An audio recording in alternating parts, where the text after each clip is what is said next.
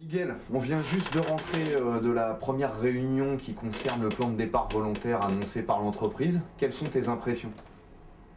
Oui, alors juste une précision, la réunion, ce n'est pas une négociation, hein, c'est dans le cadre d'une concertation. Mes premières impressions, c'est que la coquille est vide, la direction donne très peu d'informations, tout comme elle l'a fait au dernier CCE. On reste sur notre faim, on attend les prochaines réunions, le 18 et le 24, afin de connaître les modalités du plan de départ volontaire. Et toi, qu'est-ce que tu en penses? La même chose sur le manque d'informations, ça commence à devenir une habitude malheureusement de la part de la direction depuis quelques mois. Moi, ce que je craignais, je pense qu'on est vraiment en plein dedans, c'est-à-dire que la discussion va très vite tourner autour de quel est le profil des gens qui doivent s'en aller et avec quelle somme d'argent ils vont partir. Donc on attendait un petit peu plus que ces deux simples éléments pour lesquels il n'y a pas besoin de se voir 3 fois à la limite. Enfin, le nombre de personnes concernées, elle nous a donné une fourchette, une estimation, parce que soi-disant, elle n'a pas encore bouclé tous ses cartons, ça serait entre 1400 et 1700 personnes. Une chose importante aussi, il y a donc dans le cadre juridique que tu évoquais tout à l'heure, la direction, elle a des obligations, notamment en termes de réembauche de ces gens-là. Oui, tout à fait. Donc, elle inscrit ça dans le marbre parce qu'elle est obligée de le faire d'un point de vue légal, mais elle sait pertinemment que les populations qu'elle va choisir seront amenées à ne pas revenir, car les perspectives d'embauche dans les 2 prochaines années, malheureusement, elles ne sont pas optimistes. Et puis 2, ce sont plutôt les salariés proches de la retraite qui seront intéressés par des départs volontaires. Ou alors peut-être une autre hypothèse qui nous venait à l'esprit, ça serait de dire en gros la direction elle assistait en disant on doit réembaucher ces gens dans les 2 ans, s'ils en faut la demande, et de 2 si leur métier existe toujours.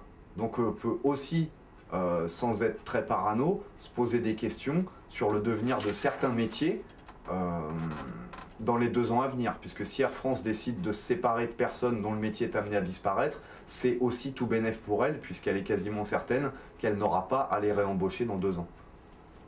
Nous avons insisté sur dans le calendrier que la direction nous a donné, elle prévoit un CCE le 21 octobre avec une information et une consultation.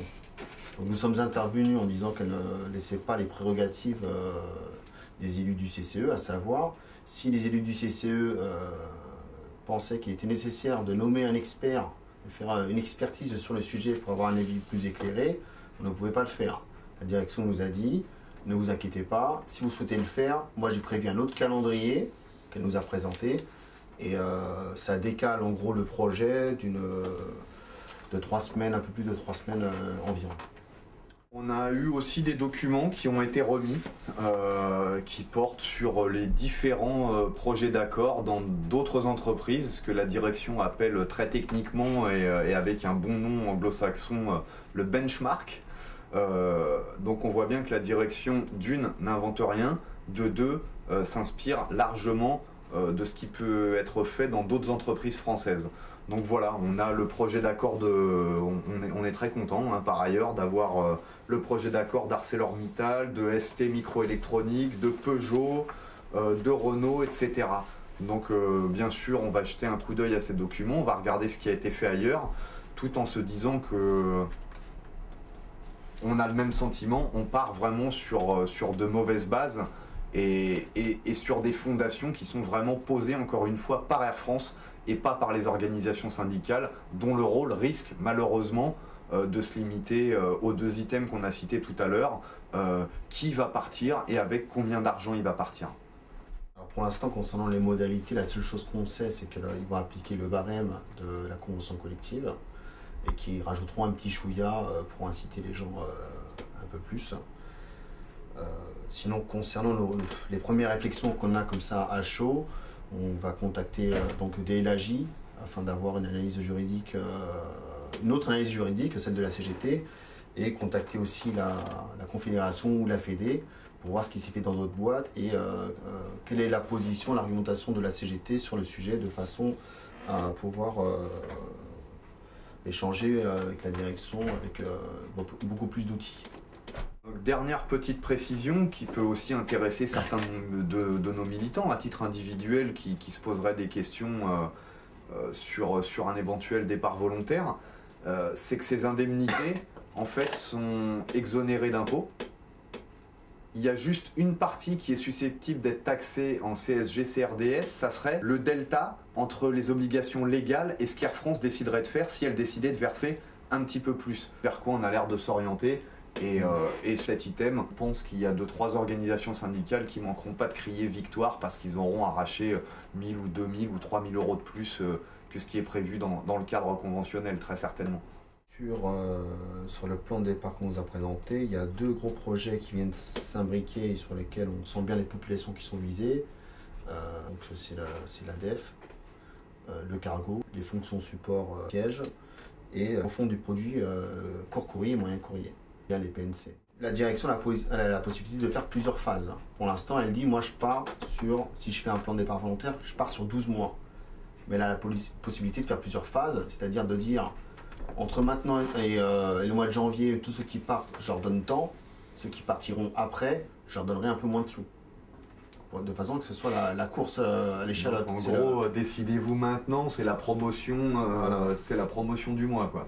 C'est presque qu'ils vont nous sortir le slogan « Premier arrivé, premier servi ».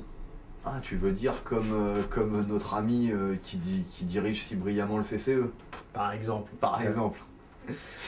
Concernant les modalités, ça sera pas les gens ne pourront pas négocier individuellement. Il y aura un barème qui s'appliquera pour tout le monde. Ça ne sera pas la foire d'empoigne, ça sera ta temps d'ancienneté, ça équivaut à temps. Je crois qu'on a fait le tour de la question, David. Maintenant, je pense que si les sections des questions, vous peuvent nous éclairer sur des sujets. On est disponible, comme toujours, ou au téléphone ou en mail. Et puis, pensez aussi à regarder l'outil qui a été créé par une de nos militantes qui s'appelle Réseau Poli. Il y aura tous les documents qui concernent cet item qui seront mis en ligne sur Réseau Poli, donc accessibles à l'ensemble de nos élus. Voilà, et écoutez, à bientôt, et puis on se revoit pour une petite vidéo après la réunion du 18.